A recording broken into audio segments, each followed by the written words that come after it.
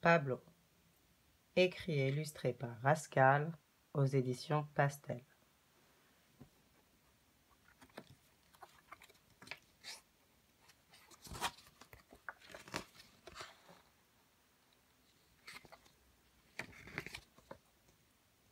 Pablo dort.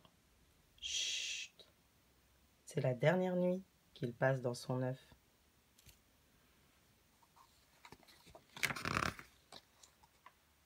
Le jour s'est levé.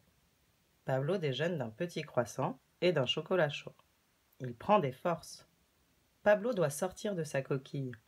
Maintenant, il est trop grand.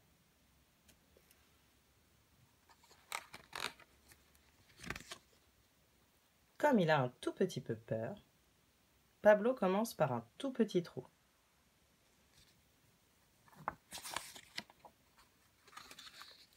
Un tout petit trou, suivi d'un deuxième petit trou. Il regarde à gauche, il regarde à droite, il regarde en haut, il regarde en bas. Pablo ne veut pas perdre une miette du monde qui l'entoure. Comme il aimerait bien l'entendre, Pablo perce un troisième petit trou.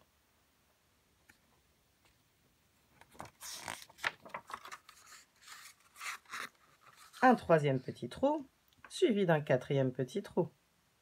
Il écoute la mouche qui fait zzzz, les corbeaux qui font craaah et le vent qui fait ouh. Pablo ne veut pas perdre une seule note du monde qui l'accueille. Comme il aimerait bien en respirer les parfums, Pablo perce un cinquième petit trou pour y passer son bec. Il découvre l'odeur de la terre et le parfum des fleurs.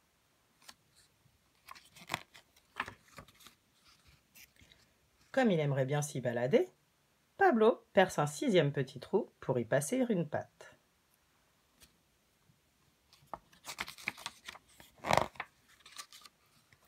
Un sixième petit trou, suivi d'un septième petit trou. Il avance, il recule, il va à gauche, il va à droite. Pablo veut découvrir le vaste monde, bien campé sur ses deux pattes.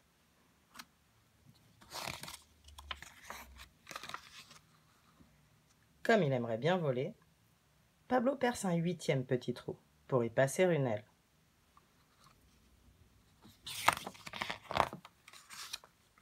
Un huitième petit trou, suivi d'un neuvième petit trou. Pablo s'envole. Pablo vole. Il n'a plus peur.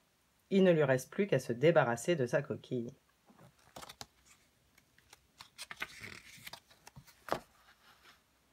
Pablo s'en est quand même gardé un petit bout pour les jours où... Et voilà, c'est la fin de l'histoire.